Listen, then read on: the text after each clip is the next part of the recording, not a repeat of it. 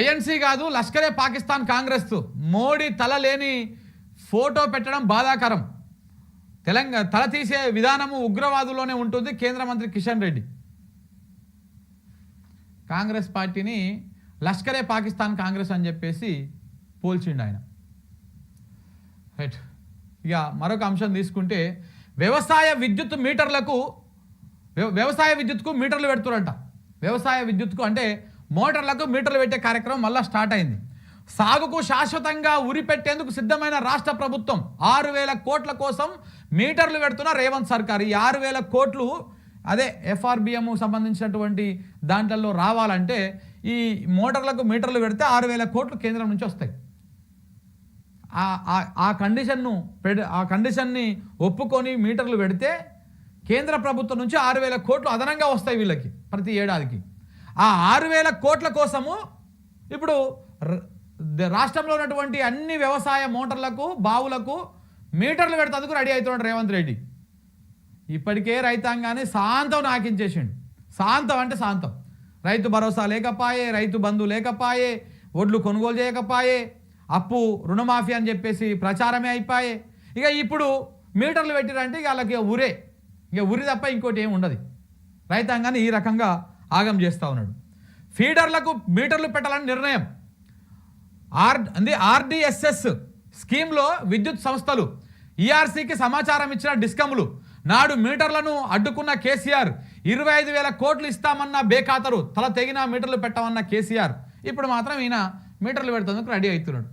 రైతు బంధు ఎగ్గొట్టిర్రు, పెట్టుబడి సాయం కోసం అన్నదాతలు అప్పుల పాలయాలు చేసిర్రు, ప్రాజెక్టులు పడావు పెట్టిర్రు, సాగునీళ్ళు ఇవ్వక పంటలు ఎండిపోయే దుస్థితికి తీసుకొచ్చిర్రు, సరిపడా ఎరువులు విత్తనాలు ఇవ్వలేక చెప్పులు పాస్ పుస్తకాలను క్యూలో పెట్టే పరిస్థితికి దిగజార్చారు, పంట కొనుగోళ్లను నిర్లక్ష్యం చేశారు, ధర్నా చేస్తే తప్ప ధాన్యం కొనని దుస్థితి కల్పించారు. ఇవన్నీ చాలా అన్నట్టు రేవంత్ సర్కార్ ఇప్పుడు రైతుల గుండెల మీద కుంపట్లు పెట్టేందుకు కూడా రెడీ అయింది. వ్యవసాయ విద్యుత్కు మీటర్లు పెట్టేందుకు అంగీకరించింది.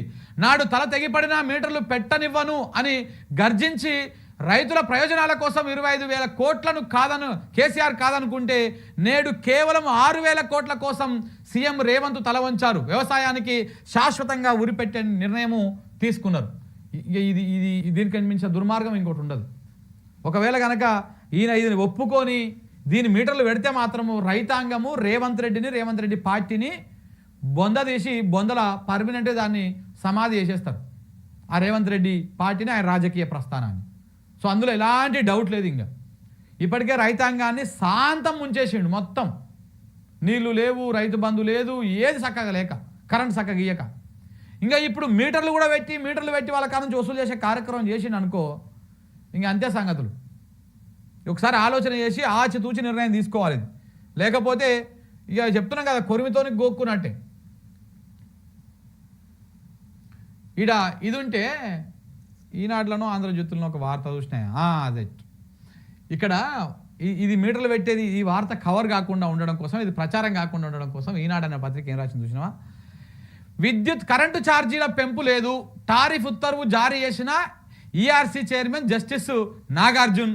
ఆర్థిక లోటు 20,151 కోట్లు ఉందని డిస్కమ్ల పిటిషన్ విచారణ జరిపి 13,499 కోట్లుగా నిర్ధారణ, మొత్తం రాయితీని ఇస్తామన్న ప్రభుత్వం.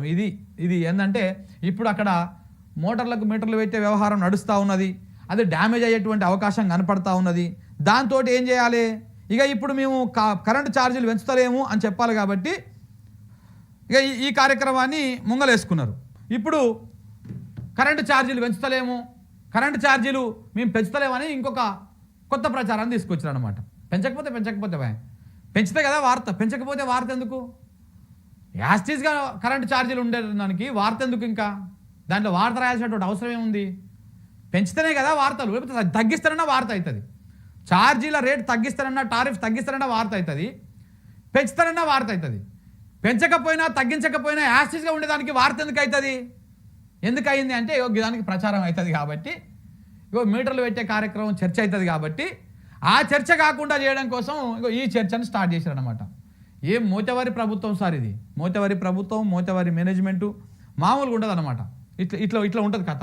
ఇంకా మిగతా పత్రికలు కూడా రాసినాయా ఛార్జీలు పెంచుతారేమో అని.